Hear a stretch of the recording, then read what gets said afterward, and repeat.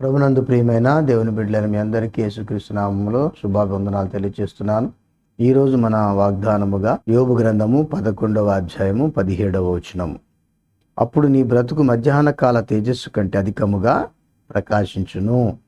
ఈ వాగ్దానము జోఫరు తన మాటల్లో తెలియజేస్తూ వచ్చాడు. వాస్తవంగా జోఫరు మాటలను బట్టి మనం తెలుసుకోవాల్సింది ఏంటంటే, ఎలిఫస్ పరిశీలనకు లేక బిల్దదు యొక్క హెచ్చరికకు భిన్నంగా ఉన్నట్టుగా కనబడుతుంది. చూడండి, కీర్తనల భాగము 37:6 వచనం.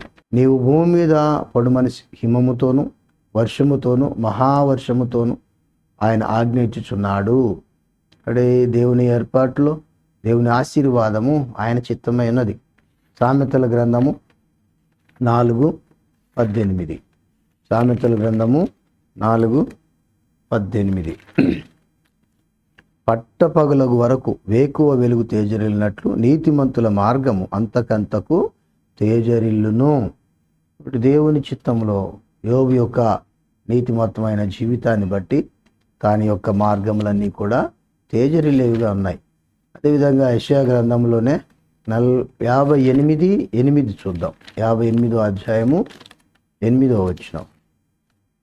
నీ ఆహారం ఆకలి ఉన్న వారికి పెట్టుటయు నీ రక్త సంబంధికి ముఖము తప్పింపకుండుటయు దిక్కుమాలిన బీదలను నీ ఎంట చేర్చుకునుటయు వస్త్రహీనుడు నీ కనబడినప్పుడు వానికి వస్త్రములు ఇచ్చుటయు ఇదే కదా నాకు ఇష్టమైన ఉపవాసము.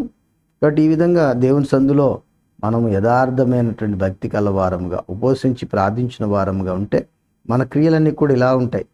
లేకపోతే మేము ఏదో చేస్తాను అనుకుంటాం, కానీ అది ఉపవాసం కాదు. అందుకే ఈ భాగాన్ని బట్టి ప్రార్థించే వారి పట్ల దేవుడు చేసే కార్యము 10వ వచనంలో ఉంటుంది. ఆశించిన దాన్ని ఆకలిగొన్న వారికి ఇచ్చి శ్రమపడిన వానిని తృప్తిపరిచిన ఎడల చీకటిలో నీ వెలుగు ప్రకాశించును, అంధకారం నీకు మధ్యాహ్నం వలె నుండును. యెహోవా నిన్ను నిత్యము నడిపించును, క్షేమకాలమున ఆయన నిన్ను తృప్తిపరిచి నీ ఎముకలను బలపరచును. నీవు నీరు కట్టిన తోట వలను ఎప్పుడునూ ఉప్పుగుచుండు నీటి ఊట వలను ఉండేదవు. చక్కటి వాగ్దానం. కాబట్టి యోబు ఎంతగా కృషించిపోయిననో క్రీస్తు యేసునందు లేక దేవుని యందు తనకున్న విశ్వాసమును బట్టి తాను మరలా గొప్ప కార్యాలు చేయటానికి, అందుకే రెండంతల ఆశీర్వాదం పొందటానికి కారణమయ్యాడు. ఆయన యొక్క ఆశీర్వాదం ఈ రోజుకి కూడా మనము చూడగలుగుతాం. అందుకే ఈ భాగంలోకి వస్తే 11వ అధ్యాయంలో జోఫరు మాట్లాడిన మాటలు చూస్తే 13వ వచనంలో, నీవు నీ మనసు తిన్నగా నిలిపినెడల నీ చేతులు ఆయన వైపు చాపినెడల పాపం నీ చేతులు ఉంట చూచి నీవు దానిని విడిచినెడల నీ గుడారంలో నుండి దుర్మార్గతను కొట్టివేసినెడల నిశ్చయముగా నిర్దోషివై నీవు సంతోషించుదువు. ఈ విధంగా మనం తెలిసి కూడా మన దగ్గర ఉన్నటువంటి అవినీతిని యోబుతో జోఫరు మాట్లాడినట్టుంది, కానీ జోఫర్ కన్నా విలువైన ఆశీర్వాదం దేవుడు యోబుకు కలిగి ఉన్నాడు. కానీ మన జీవితాల్లో మనం తప్పనిసరిగా ఈ మాట ప్రకారంగా మన మనసు తిన్నగా నిలిపే వారంగా ఉన్నప్పుడు ఈ వాగ్దానం మనం స్వతంత్రించుకోగలుగుతాం. నీ బ్రతుకు మధ్యాహ్న కాల తేజస్సు కంటే అధికముగా ప్రకాశించునని.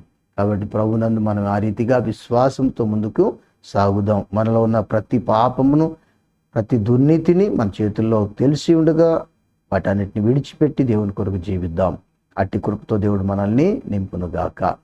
ప్రేమగల తండ్రి, పరిశుద్ధాత్మ దేవ, మీకు వందనాలు నాయన. ఇది నా వాగ్దానం బట్టి నేను స్తుతిస్తున్నాను తండ్రి.